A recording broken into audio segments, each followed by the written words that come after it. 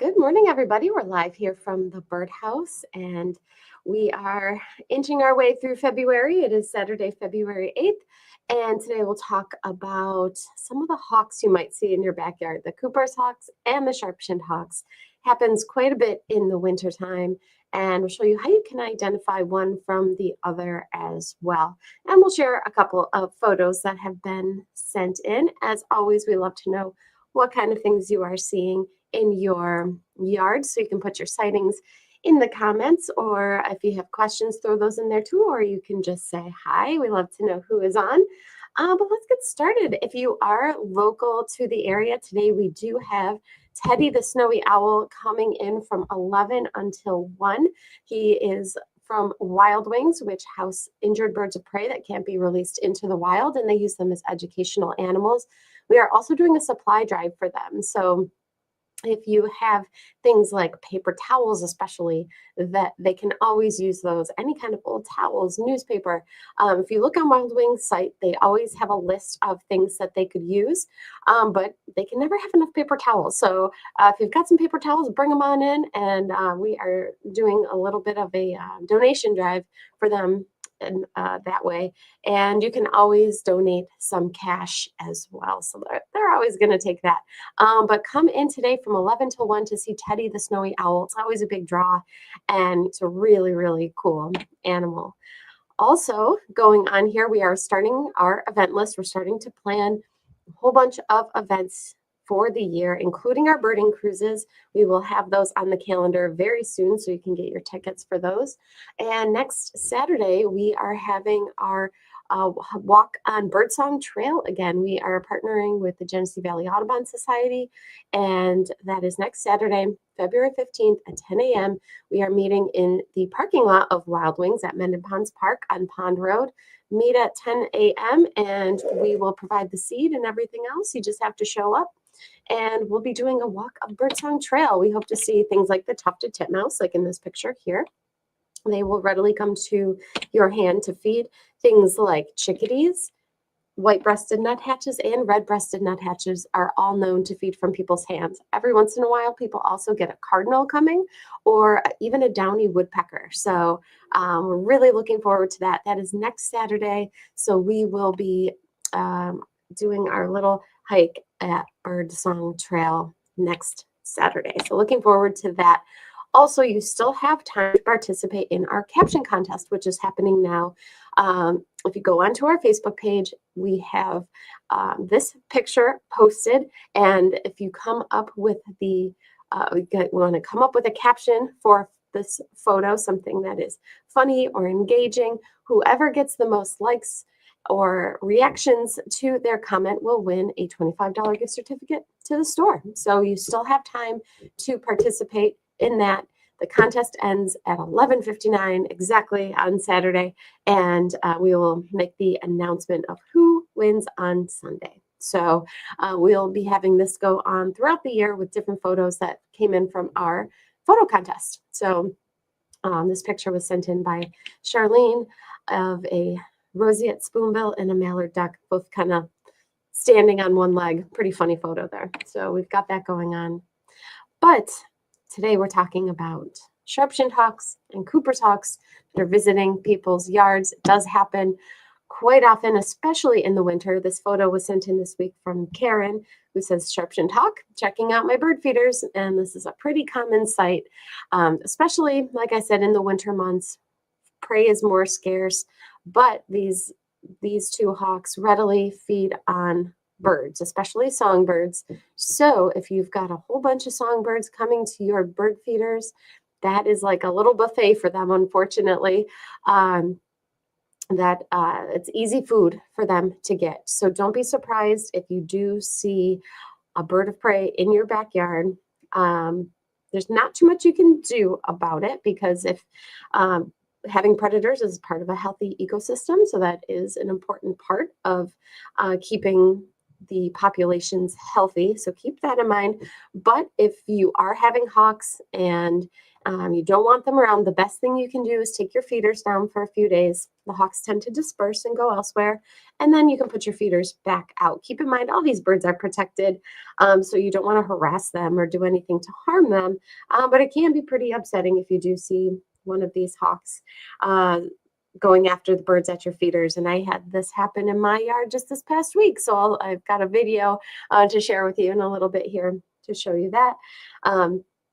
But it can be kind of upsetting. So the other thing is too, we have people that will ask all the time, especially again in the winter, where did all my birds go? All my birds are gone. Is it something with the weather? What could it possibly be? That can be the case. Sometimes they hunker down when it's really cold and the conditions aren't good. But if you are experiencing that all of a sudden all your birds have disappeared, it's probably because you have a bird of prey nearby. So that is going to usually be the case. As long as your feeders are all clean, the seed is fresh, if your birds suddenly disappear, it's probably because of a bird of prey. And so, like I said, there's two main culprits that you're likely to see in your yards that are doing this, and they are the sharp-shinned hawk and the Cooper's hawk. Now, they look super similar to one another. So on the left is the sharp-shinned hawk, and on the right is the Cooper's hawk. And how can you tell the difference? Well, the sharp-shinned hawk is quite small. So sometimes they can be even as small as a mourning dove. So they can be really, really small, especially the males. In birds of prey, the females are larger. So there can be some size differences between male and female. So the males can be quite small. So if you see a super small little hawk in your yard, it's probably a sharp-shinned hawk.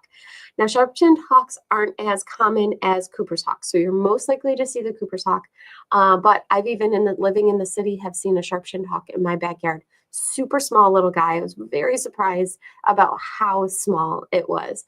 So they're quite small. They have a small rounded head. They have a bluish gray back and horizontal red-orange bars on the breast. Now, this is a way to identify them, but also Cooper's hawks have pretty much the same coloration, so it can be hard to differentiate just based on color alone. They tend to have a squarish tail, although again, that can be a little bit hard to tell sometimes as well. But the sharp-shinned hawks tend to be a little more secretive. They tend to usually choose a more inconspicuous perch when they are in your yard looking for prey items. So you're most likely to see them, like in Karen's photo, kind of in a tree or in a bush, kind of hiding and not super conspicuous. So this is the sharp-shinned hawk, very small little rounded head. Now this is, on the left is their adult plumage, but their juvenile plumage looks quite a bit different. And they are very brown with their juvenile plumage with vertical stripes going down their breast and not the horizontal stripes. So, but again, they still have that small rounded head, very small hawk. So this is your sharp-shinned. And then there's the Cooper's hawk. And Cooper's hawks are sometimes said to be more looking menacing. And in this picture, this hawk looks pretty menacing. They tend to have an upright posture, so they sit quite upright. They are larger than the sharp-shinned hawks usually, but there's a little bit of size overlap. And then again, the females are larger than the males in the birds of prey, so they can be anywhere between 14 and 20 inches tall. And they have the bluish gray back and the horizontal red-orange bars on the breast, just like the sharp-shinned hawk does. They have a strongly hooked bill, so very sharp, strongly hooked bill.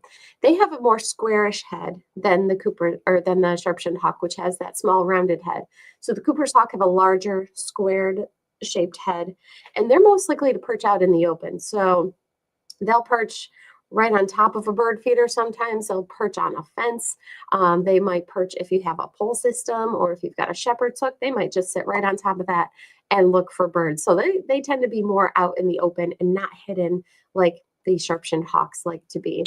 So this is the juvenile. Again, their plumage looks quite a bit different than the adult plumage, very brown.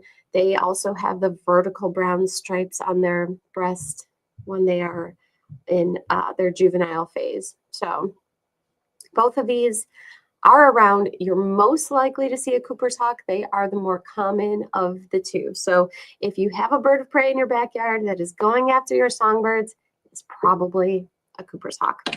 And this was in my backyard this past week. I've got some video here to share.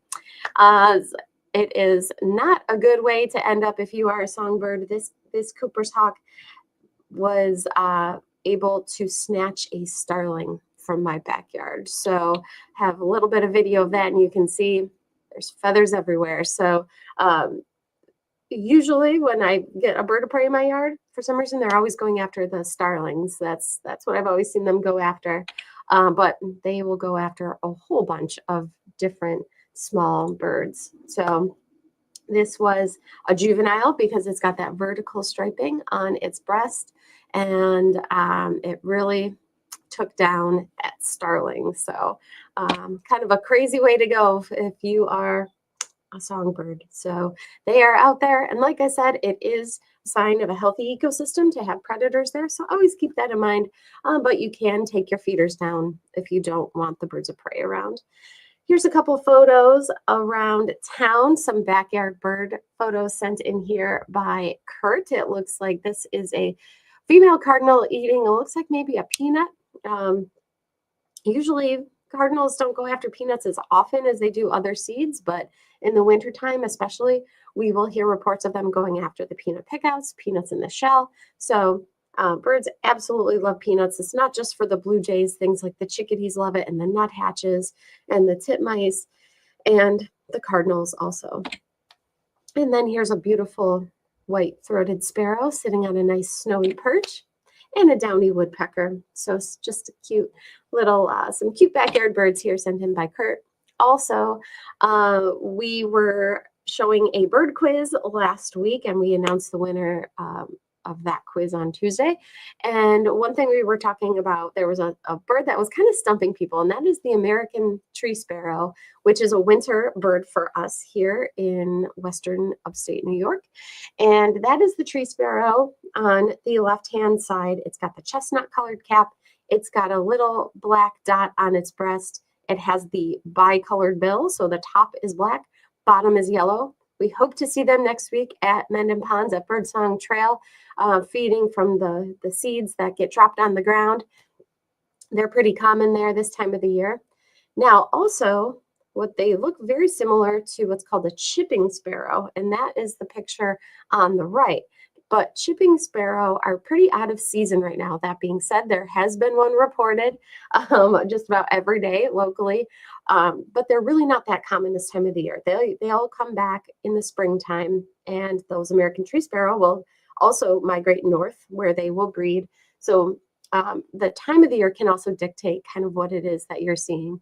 But there are differences between the American tree sparrow and the chipping sparrow. For example, if you look at the eye stripe going through the eye of both of these sparrows, the American tree sparrow has that chestnut colored stripe going through its eye. The chipping sparrow has a black stripe. And also, if you look at the bill of the chipping sparrow, it's all black. And the American tree sparrow has the bicolored bill. So that's one way to tell the difference. There's also, sometimes they can look similar to the house sparrow, especially the female house sparrow, which is pictured here. But you'll see that the female house sparrow isn't as colorful. So the chipping sparrow has more of that chestnut coloration than the female house sparrow does. Female house sparrow doesn't have that chestnut colored cap. She doesn't have that little dot on her breast, and her bill is a different color. So these American tree sparrows and house sparrows are things that you can find at your feeders right now.